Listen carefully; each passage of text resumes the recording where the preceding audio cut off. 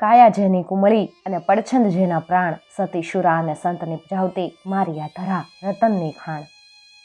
આ ધરામાં કેટલાય નરવીરોની વાતો સંગ્રહાઈને પડેલી છે. જરૂર છે એ બધાને ખોલવા.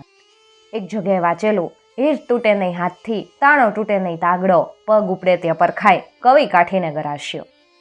આમ તો આ ત્રણેય ભેગા હોય એવા ઘણા કિસ્સાઓ હશે, પણ એમ છતાં એક ખૂબ જ સામાન્ય ઉદાહરણ છે ભૂચર મોરીનું યુદ્ધ. આ એ જ યુદ્ધ કે જેને ગુજરાતનું પાણીપતનું યુદ્ધ કહેવાય. કદાચ ઘણી બધી કોમો આમાં ભેગી થઈને લડેલી. તમે જાણો જ છો મિત્રો, એ પણ ફક્ત શરણાગતના ધર્મને સાચવવા માટે. કદાચ સમરાંગણ છે એને એક હાર તરીકે ગણીએ તો એની અંદરના જેટલા પણ નરબંકાઓ છે એ બધા પોતપોતાની રીતે એક પુષ્પ તરીકે ઉભરી આવે છે. એમાંની અમુકની વાતો મને મળેલી છે, જેના વિડીયો મેં અપલોડ કરેલા છે. લિંક હું તમને ડિસ્ક્રિપ્શન બોક્સમાં આપી દઈશ કે જે નરવીરો હતા એમાંની ઘણા ખરાની વાતો આપણને મળેલી છે. એવા જ એક નરવીર હતા કે જેનું નામ છે ખૂબ જ જાણીતું, લોમા ખુમાણ, જે અડભંગ યોદ્ધા તરીકે જાણવામાં આવતા. એમ છતાં કંઈક બાજી પલટાતા એમણે દગો કર્યો અને સુલતાનનો પક્ષ છોડી દીધેલો. અને ત્યાર પછી જેટલા પણ પ્રસંગો મળ્યા છે એમાં મોટા ભાગે બધામાં છેલ્લે કાં તો એ નાસી જાય છે, ભાગી જાય છે અને ફરી એકવાર પોતાની નવી કૂચ લઈ અને ફરી યુદ્ધ કરવા માટે આવે છે. એનો અંત કેવી રીતે થયો હશે, આ કદાચ મોટા ભાગના ઘણા બધા લોકોના મનમાં આવતો સવાલ હશે. જો તમે જાણતા હોવ તો સારી વાત છે, જો નથી જાણતા તો મારી સાથે સાંભળવા માટે તૈયાર થઈ જાઓ. અને જો જાણો છો તો એમ છતાં પણ ધુનાજી ગોહિલની આ વાત તમે નહીં જ જાણતા હોવ, કારણ કે સંપૂર્ણ પ્રસંગ ધુનાજી ગોહિલ શીર્ષક હેઠળ લખેલ છે અને એની અંદર છેલ્લે લોમા ખુમાણનો અંત કેવી રીતે થયો એ વાત આવે છે. નોંઘણજી, ધુનાજી, એમના પુત્ર રતનજી, આ બધાની બહાદુરીની વાત આજે આપણે સાંભળવાના છીએ. વાત છે એ ધુનાજી ગોહિલ શીર્ષક હેઠળ લખાયેલી છે અને લેખક છે રાણા હરિસિંહ દેવીસિંહ. ગોહિલ કુળનો ઇતિહાસ જોઈએ તો આપણને ખબર કે સેજકજીના કુમાર શાહજીને માંડવી 24ની જાગીર મળી હતી. શાહજીના વંશજો મહાશૌર્યશાળી નીવડ્યા અને માંડવીના 24 ગામોમાંથી તેઓએ ભુજબળ વડે 100 ઉપરાંત ગામો કર્યા. અનેરા ગ્રહરિપુના નામ ઉપરથી વસેલા ગારિયાધાર નામક નગરમાં ગાદી સ્થાપી. ગારિયાધારની ગાદીએ શાહજીથી 8મા પુરુષ કાંધલજી થયા. તે શિહોર જીતવા ગયા, પરંતુ વિસાજીની જીતથી પાછા ફર્યા હતા. એના પુત્ર નોંઘણજી બીજા થયા. નોંઘણજી ગોહિલ જેવા શૂરવીર એવા જ દાનવીર હતા. એક સવારે એના સરદારો તથા ભાયાતો સાથે કચેરી ભરીને બેઠા હતા. એવામાં મારવાડમાંથી આવેલ ગોહિલોના દસોંદીએ આવી અને ગોહિલોના શૌર્ય ગીતો વડે ગારિયાધારની રાજસભાને ગજાવી દીધી. એના શૌર્ય ગીતો સાંભળી અને સભામાં બેઠેલા પુરુષોની છાતીઓ શૌર્યના જુસ્સાથી ફૂલવા લાગી. કાવ્યની કડીએ કડીએ બધાના માથા ડોલવા લાગ્યા. બીરત ગાઈ રહ્યા પછી દસોંદીએ નોંઘણજી સામે હાથ જોડીને આશીર્વાદ આપ્યો. ખમા ગંગાજળિયા ગોહિલને, મારું રાવતને ઘણી ખમા. માગો માગો ગઢવી, જે જોઈએ ને માગી લ્યો. ગોહિલ રાજાએ મેરામણ સમી મોજ દેખાડી. પૃથ્વીનાથ, આ વખતે 1.25 લાખ પશાવની આશા કરીને આવ્યો છું. ભલે ભલે, તમારી આશા પૂરી કરવામાં આવશે, રાજાએ વચન આપ્યું. દસોંદીએ હર્ષમાં આવી વળી પાછા ગોહિલોના ગૌરવ ગાવા માંડ્યા. યોગ્ય સમયે કચેરી વિસર્જન થઈ અને દસોંદીને ઉતારે મોકલી ઠાકોર રાજભવનમાં પધાર્યા. કચેરી વચ્ચે દસોંદીને 1.25 લાખ પશાવ દાન દેવાનું વચન આપતા અપાઈ ગયેલું, પણ દરબારગઢમાં ગયા પછી નોંઘણજીને વિચારનો પાર ન રહ્યો. 1.25 લાખ પશાવ કરવામાં હાથી જોઈએ, ગારિયાધારમાં હાથી નહોતો. હવે શું થાય? અંતે એક ઉપાય હુજ્યો. ખરેડીનો લોમો ખુમાણ એનો મિત્ર હતો. એની પાસેથી હાથી મંગાવવાનો નિર્ધાર કરી અને નોંઘણજીએ યુવરાજ અરજણજીને કીધું, કુમાર, તમે થોડાક માણસો લઈ અને ખેરડી જાઓ, લોમા કાકા પાસેથી હાથી લઈ આવો. જેવી આજ્ઞા, એમ કહી કુમાર થોડાક માણસો સહિત તે જ દિવસે ખેરડી તરફ ચાલી નીકળ્યા. ખેરડીનો લોમો ખુમાણ અભંગવીર ગણાતો. એને કોઈ સિદ્ધ પુરુષનું વરદાન હતું, તારો દેહ કોઈ પણ શસ્ત્રે ભેદાશે નહીં. એ વરદાન પામી એણે સૌરાષ્ટ્રના અનેક રાજા રાણાઓને નમાવ્યા હતા. જૂનાગઢનો મુસલમાન સુબો એનાથી કંપતો. એ જમાનામાં સોરઠી શુરાઓમાં લોમો વધારે વિખ્યાત હતો. ચારણ કવિઓ કહે છે કે જબ્બર જોતો જાણ, રણમાં હાકા બાકીઓ, ખરેડીએ ખુમાણ, લીલા રમાડે લોમડો, કાઠી કોઈરો ભાણ, અભંગ યોદ્ધો પેખીઓ, ખત્રીવટ ખુમાણ, રણ રમાડે લોમડો. એવા અભંગવીર આગળ આવી અને ગારિયાધારના યુવરાજ કુમારે પિતાની માંગણી કઈ સંભળાવી. કાકા, મારા બાપુએ આપને રામ રામ કહેવરાવ્યા છે અને થોડાક દિવસ માટે આપનો હાથી મંગાવ્યો. લોમાએ પૂછ્યું, હાથીને શું કરશો કુંવર? કુંવરે કીધું, અમારા દસોંદીને 1.25 લાખ પશાવ દેવા છે. દાન ક્રિયા પૂરી થયે હાથી પાછો મોકલશું. લોમો નોંઘણજીનો મિત્ર હતો, પણ સ્વભાવે ઈર્ષાળુ હતો. જો નોંઘણજી 1.25 લાખ પશાવ દે તો દાનવીરોમાં પોતાનું સ્થાન ક્યાં અને કેટલું રહે? એ કરતાં હાથી જ આપવો નહીં એવો નિશ્ચય કરી અને એણે કીધું, કુંવર, બાપુને મારા રામ રામ કહેજો ને કહેજો મારું માથું મંગાવ્યું હોત ને તો ઉતારી મોકલત, પણ હાથી આપી શકાય ને એમ નથી. અરજણજી કાઠીના પેટનું કૂડ કળી ગયો, પણ લોમાને કળાણ ન પડી જાય એવી રીતે રજા લઈ અને હાલતો થયો. ખેડી બહાર નીકળ્યા પછી એણે વિચાર કર્યો, હવે મારે બાપુને હું મોઢું બતાવવું? એ તો મેની જેમ હાથીની વાટ જોતા હશે. હું ખાલી હાથે જઈશ ત્યારે એને કેટલો ખેદ થશે.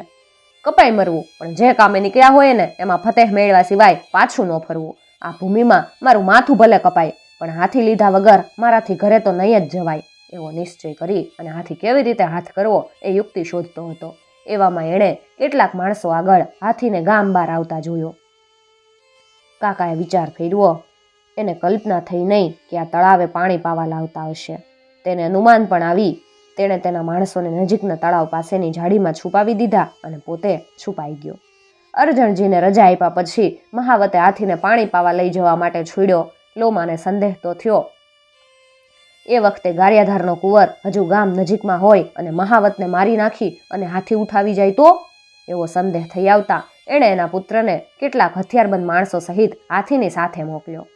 અરજણજીએ દૂરથી જોયેલો હાથી તળાવની પાળ ઉપર આવ્યો. તળાવમાં પાણી પાઈ અને મહાવત હાથીને ગામની દિશામાં વળવા જાય એટલામાં અરજણજી ત્યાં એના માણસોએ છુપાયેલ સ્થાનેથી બહાર નીકળી આવી અને હાથીને ઘેરી લીધો. મારો મારો એમ કરતા કાઠીઓ હામા થયા. નાનકડી લડાઈ જામી. એમાં લોમાનો કુંવર તથા એના સાથીદારો ઠાર થયા. મહાવત હાથી મૂકી પલાયન થઈ ગયો એટલે અરજણજી હાથી લઈ અને ગારિયાધાર તરફ હાલતા થયા. ગારિયાધારમાં નોંઘણજી હાથીની વાટ જોઈ રહ્યા હતા. એટલામાં અરજણજી પહોંચી ગયા. નોંઘણજી પુત્રને શાબાશી આપતા બોલ્યા, શાબાશ, હાથી લાવ્યા. કુંવરે પિતાને બધી વૃત્તાંત વાત કહી સંભળાવી અને જણાવ્યું કે ઝટ દાન ક્રિયા પૂરી કરો. જો લોમો કાકો આવી પહોંચે ને તો અધૂરી રહી જાહે. પુત્રના પરાક્રમથી હરખાતા પિતાએ 1.25 લાખ પશાવ દાન દીધું. દસોંદી દાન લઈ અને ગોહિલ વંશના ને નોંઘણજીના યશોગાન ગાતો મારવાડ તરફ હાલતો થયો. બીજી બાજુ લોમા ખુમાણના ડંકાના ઘોર ગારિયાધારના પાદરમાં સંભળાવા લાગ્યા. અરજણજી પોતાના પુત્રને તે માણસોને મારી અને હાથી ઉઠાવી ગયો એ સમાચાર મળતા લોમો તો ક્રોધે ભરાણો. કાઠીઓની જબ્બર ફોજ લઈ ગારિયાધાર ઉપર ચડ્યો. નોંઘણજી તેની સામે આવ્યા. દારૂણ સંગ્રામ મચ્યો. એક વખતના દિલો જાન દોસ્તો નોંઘણજી અને લોમો ખુમાણ એ વખતે કટ્ટર દુશ્મન બની અને લડવા લાગ્યા. અગણિત કાઠીઓ સામે થોડા રાજપૂતો કેટલીક ઘડી ટકી શકે. નોંઘણજીના સઘળા પુત્રો તે સૈનિકો શૌર્યતાથી લડતા સમરમાં સૂતા. માત્ર ગણ્યા ગાંઠિયા અંગરક્ષકો અને નોંઘણજી તેઓ પણ સખત ઘાયલ થયા હતા. એમ છતાં નોંઘણજી સિંહની જેમ શત્રુઓ તરફ તલપી રહ્યા હતા. બાપુ, હવે જયની આશા નથી રહી. જો વધારે વખત આમ લડતા રહીશું ને તો આપણે કામ આવી જઈશું. એ કરતાં અત્યારે શત્રુ સેના વિંધી અને રણભૂમિનો ત્યાગ કરી જઈએ. જીવશું ને તો ક્યારેક આજનો બદલો લઈ લેશું. એક અંગરક્ષકે નોંઘણજીને સમયનું ભાન કરાયું. નોંઘણજીને તેને સલાહ ગમી. એણે એના અશ્વને રીપુદળ વચ્ચે મારી મૂક્યો. એના અંગરક્ષકો એને વીંટી વળ્યા. મારો મારો કાઠીઓ કારમો દેકારો કરતા રહ્યા. એટલામાં તો નોંઘણજીએ અશ્વને પૂર વેગે શિહોરની દિશામાં મારી મૂક્યો. શિહોરની ગાદીએ એ વખતે વિસાજીના પુત્ર ધુનાજી ગોહેલ હતા. ઈસવીસન 1600માં વિસાજીનો પરલોકવાસ થતા ધુનાજી સિહોર રાજ્યના સ્વામી થયા. એણે એના બંધુ ભીમજીને હળિયાદ તથા કસિયાજીને ભડલી એ મુજબ ગામો આપ્યા હતા. ધુનાજી મહાપરાક્રમી હતા. નોંઘણજીએ જાણ્યું કે જો શિહોર પહોંચી જવાય તો ધુનાજી ગોહિલ અવશ્ય સહાય કરશે. એથી જ તેણે શિહોરની દિશા પકડી હતી. સંધ્યાકાળે શિહોરની બજારમાં દુકાનદારો દીપકો પ્રગટાવતા હતા. એવામાં બજાર વચ્ચેથી કેટલાયક અશ્વરોહીઓ નીકળ્યા. તમામની મોખરે એક પ્રભાવશાળી અશ્વરોહી હતો. એનો દેખાવ જ કહી આપતો હતો કે કોઈ સરદાર ક્યાં તો ઠાકોર હશે. એનો અશ્વ તથા પોશાક લોહીથી ખડાયેલા હતા. એની પાછળ ચાલતા અશ્વારો પણ શોણિત ભીના દેખાતા. તેથી તેઓ અત્યારે કોઈ ધીંગાણામાંથી આવતા હોવાનું અનુમાન જોનારાઓના અંતરમાં આપોઆપ કરાવી આપતા હતા. માર્ગે ચાલતા રાહદારીઓ અંદરો અંદર વાર્તાલાપ કરવા લાગતા. આ અશ્વારો લડાઈમાંથી ઘાયલ થઈને આવતા લાગે. બજાર વિંધીને અશ્વારો રાજમહેલના દ્વારમાં જઈ પહોંચ્યા. દરવાજામાં દ્વારપાળે હથિયારો પકડી ઊભા હતા. તેઓએ પ્રથમ અશ્વરોહીને ઓળખી જઈ અને લશ્કરી ઢબે નમન કર્યું. અશ્વને જરા ધીમો પાડી અને અશ્વારે પૂછ્યું, રાવળ ધુનાજી છે? જી હા, પધારો, એક દ્વારપાળે જવાબ આપ્યો ને અશ્વને દરબારગઢમાં હાંક્યો. એના સાથીદારો એની પાછળ જ હતા. પધારો પધારો, અહુરા ને અણચિંતવ્યા ક્યાંથી? આગંતુક અશ્વારોને જોતા જ દરબારગઢની ઊંચી પરસાળ ઉપર ઉભેલા ધુનાજી ગોહિલ બોલી ઉઠ્યા અને એકદમ નીચે ઉતરી આવ્યા. સઘળા અશ્વારો અશ્વો પરથી ઉતરી પડ્યા. પ્રથમ અશ્વારોહીએ અશ્વ છૂટો મૂકી ધુનાજીના પગ પકડી લીધા. નોંઘણજી, આ હું? ધુનાજી અતિ માયાળુ સ્વરે પૂછ્યું. મારા ઉપર લોમા ખુમાણે ચડાઈ કરી. લડાઈમાં મારા સઘળા માણસો મરી ખૂટ્યા અને હું દુશ્મનોને વિંધી અહીંયા ચાલ્યો આવ્યો છું. ધુનાજી બધી વાત વસ્તુ સ્થિતિ સમજી ગયા. નોંઘણજીના અંગરક્ષકોને દ્વારપાળો સાથે દરબારગઢની ડેલીએ મોકલી નોંઘણજીને એક ઓરડામાં લઈ જઈને બેહાડ્યા અને પછી આશ્વાસન આપવા લાગ્યા.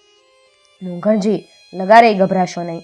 લોમાએ ભલે અત્યારે ગારિયાધાર લીધું, આવતીકાલે જ હું તલવારની ધારે તમને પાછું અપાવીશ. આપની વીરતાને માટે મને માન છે, પણ લોમો કેટલો બળવાન છે એ આપ કેમ નથી જાણતા? 20,000 કાઠીઓ સહિત ગારિયાધાર ઉપર છાપો માર્યો. અત્યારે આપણા કિલ્લા ઉપર એનો વાવટો ફરકાવી મારી પાછા પડ્યો હશે. ઘડી બે ઘડીમાં જ અહીંયા આવી પહોંચશે.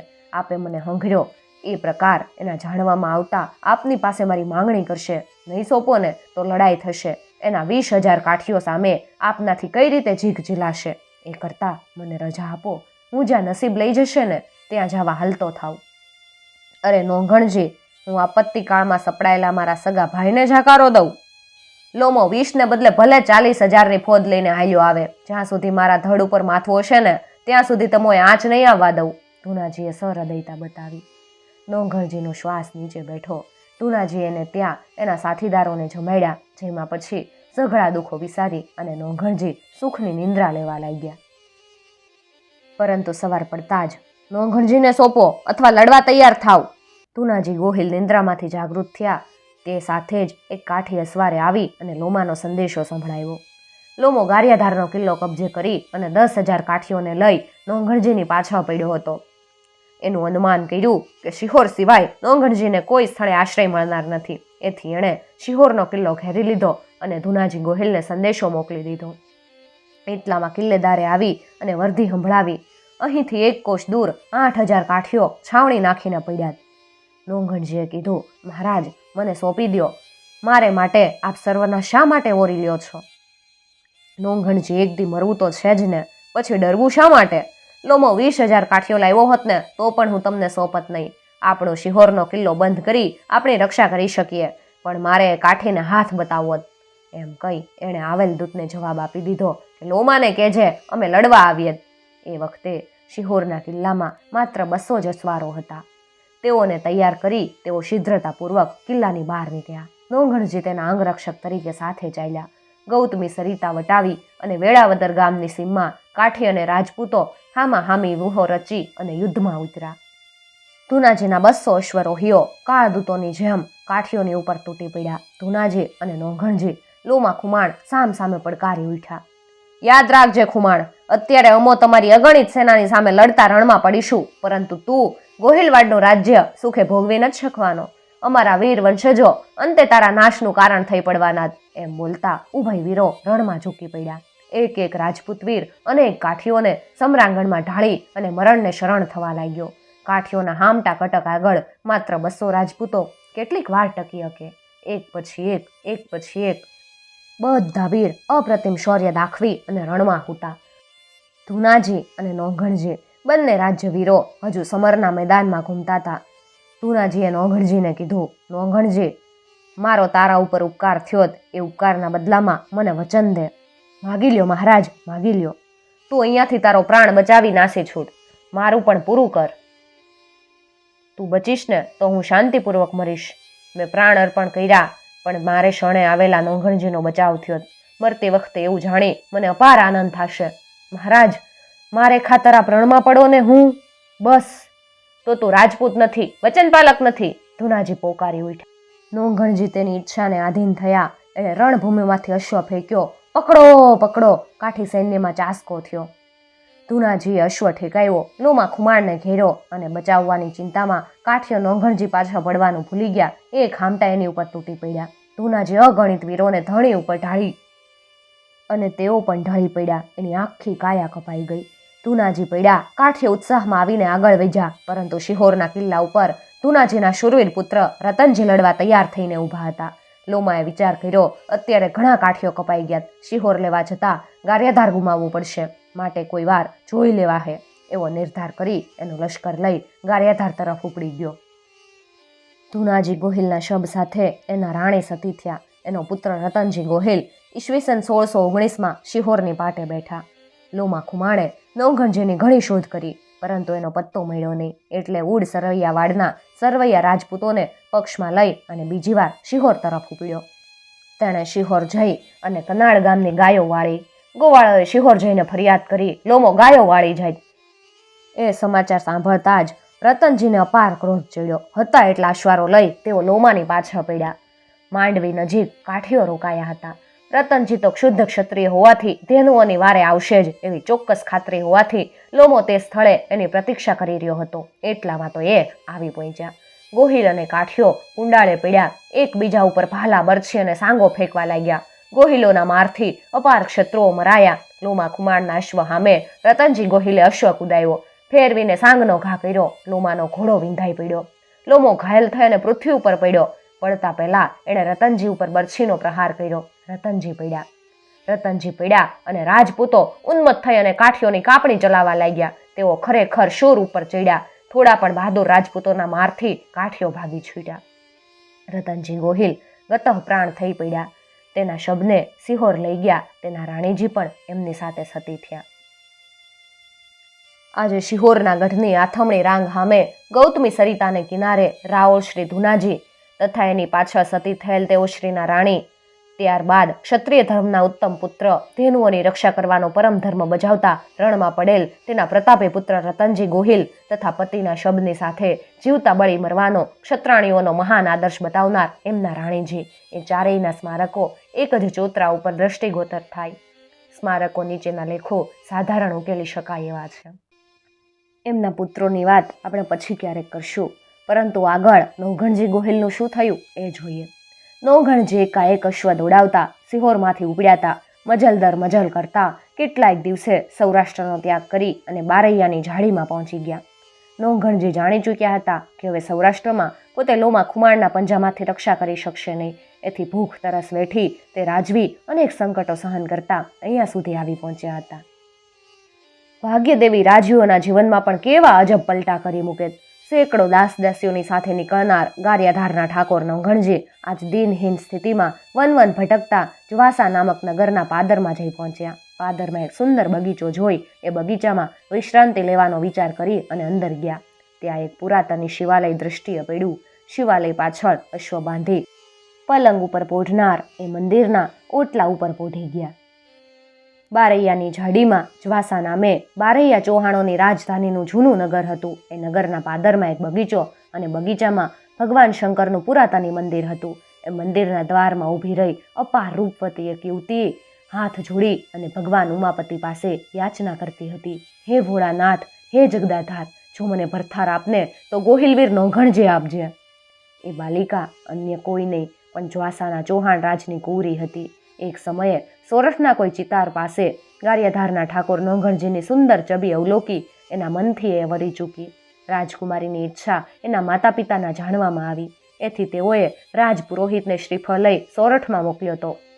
એ પુરોહિતે પાછા આવી એવા સમાચાર આપ્યા કે નવઘણજી ગોહિલ લોમા ખુમાણના કાઠી સરદાર સામે લડતા લડતા પરાજય પામી અને રાજપાટ હારી કોઈ સ્થળે ભાગી ગયા છે.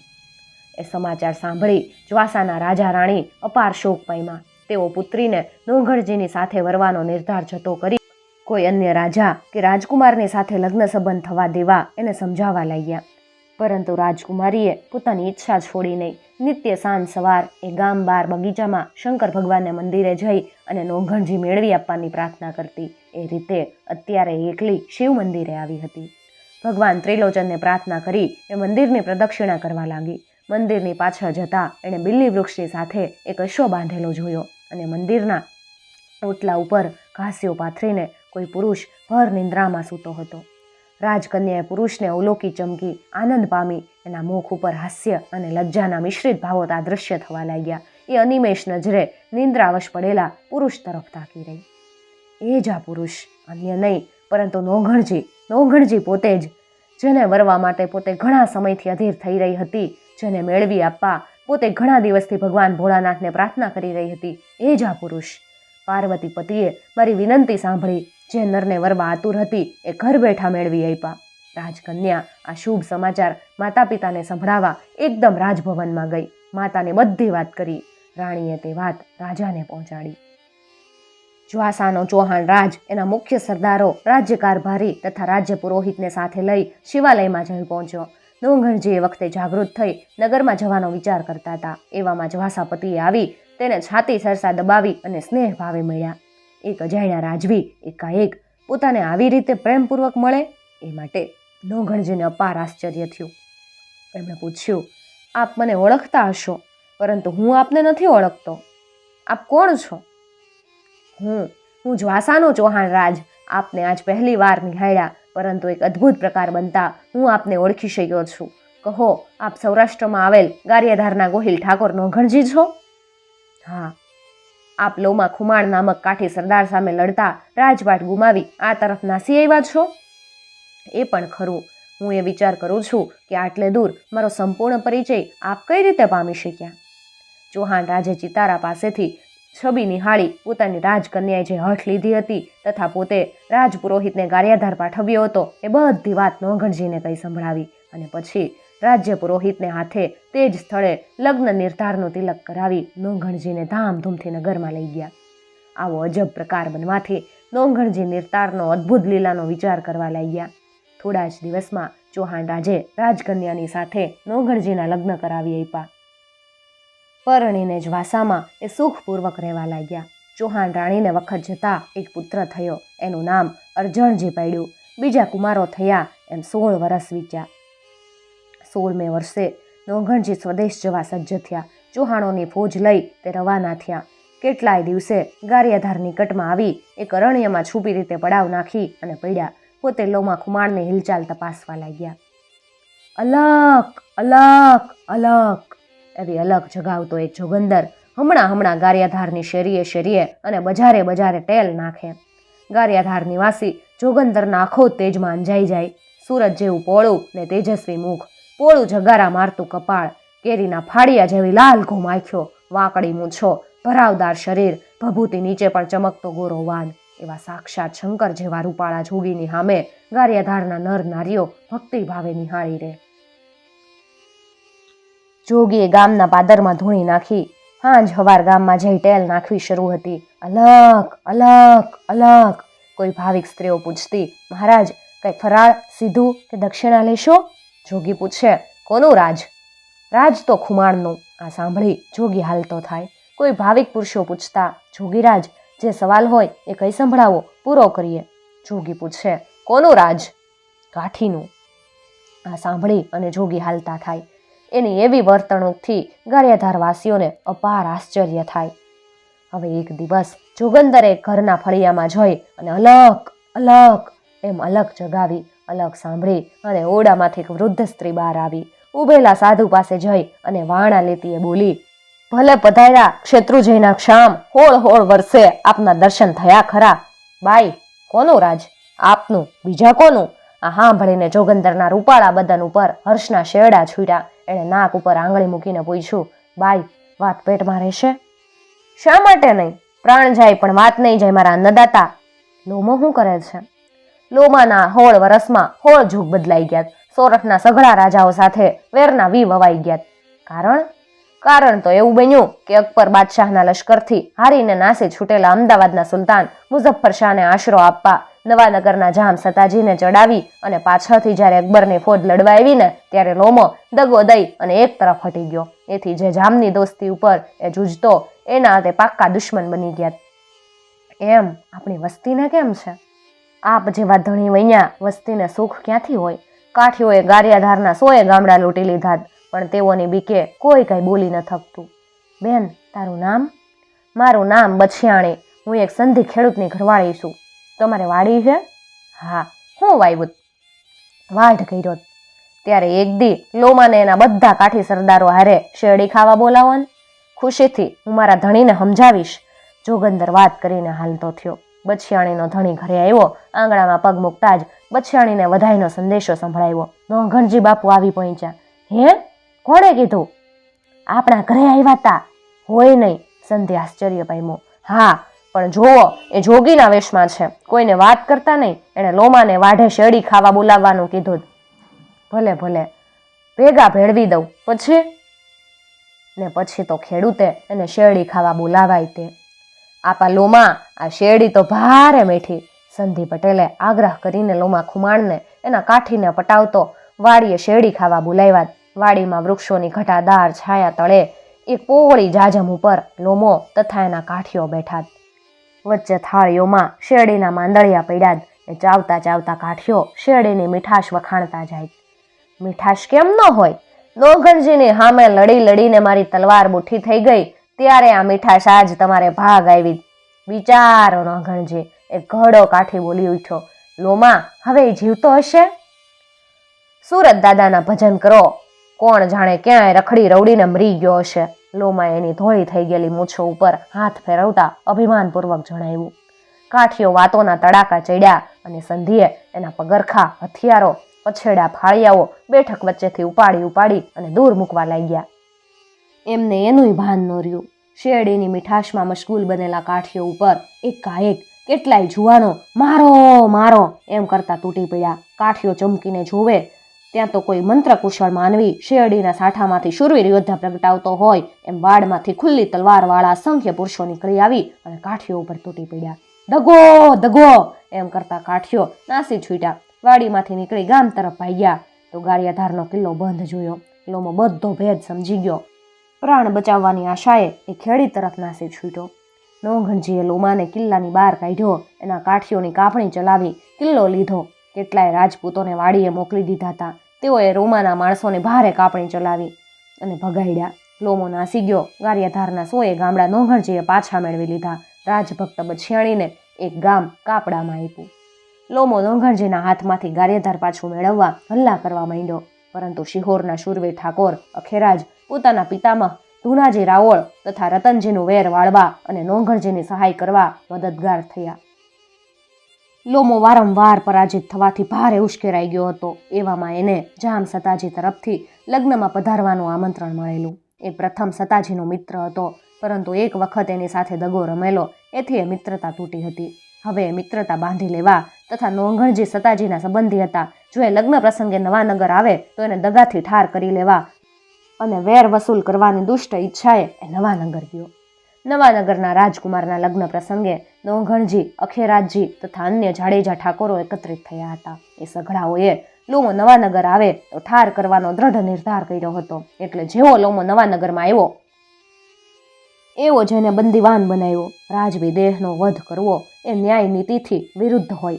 લોમો મૃત્યુની શિક્ષાને યોગ્ય છે એમ ગણી એને વધ સ્થળે લઈ જવામાં આવ્યો. સતાજીએ લોમાને પૂછ્યું, લોમા, આમાંથી તું છૂટો થા તો તું શું કરે? હવે છૂટવાની આશા નથી, પણ જો આમાંથી છૂટો હોવ ને તો સ્ત્રી જેમ તાવડીમાં પડેલો રોટલો ઉથલાવે ને બસ એમ જ ઘડીના 6ઠ્ઠા ભાગમાં તારા નવાનગરને ધરતીના પડ ઉપરથી ઉથલાવી નાખું.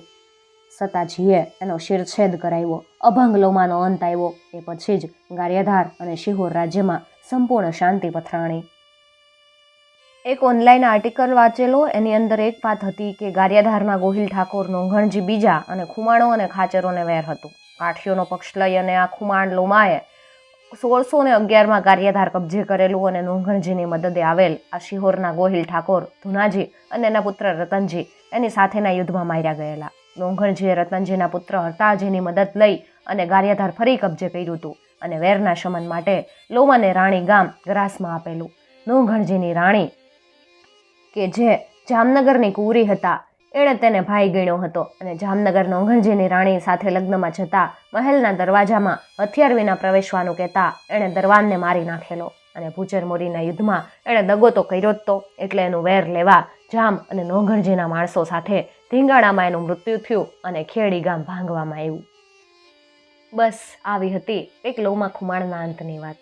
મિત્રો, જો તમને આવી વાતો સાંભળવી ગમતી હોય તો ચેનલને જરૂરથી સબસ્ક્રાઈબ કરી અને સાથે આપેલું બેલ આઇકોન પ્રેસ કરજો, જેથી આવનાર નવા વિડીયોઝની નોટિફિકેશન સૌથી પહેલાં તમને મળી શકે. અને ખાસ વાત મિત્રો, અમારો ઉદ્દેશ ફક્ત ને ફક્ત આપણા વિસરાઈ જતા લોક સાહિત્યને વધુમાં વધુ લોકો સુધી પહોંચાડવાનો છે. કોઈ ધર્મ સંપ્રદાય કે જ્ઞાતિ જાતિને ઠેસ પહોંચાડવાનો કે એનો પ્રચાર પ્રસાર કરવાનો અમારો કોઈ ઈરાદો નથી. જો તમે આવી વાતો જાણતા હોવ અને ઈચ્છતા હોવ કે આવી વાતો વધુમાં વધુ લોકો સુધી પહોંચી શકે તો તમે અમને મેલ દ્વારા, ઇન્સ્ટાગ્રામ દ્વારા કે પછી કમેન્ટ દ્વારા એ વાત જણાવી શકો છો. અમારો ઉદ્દેશ રહેશે કે વાત અમારા દ્વારા વધુમાં વધુ લોકો સુધી પહોંચી શકે.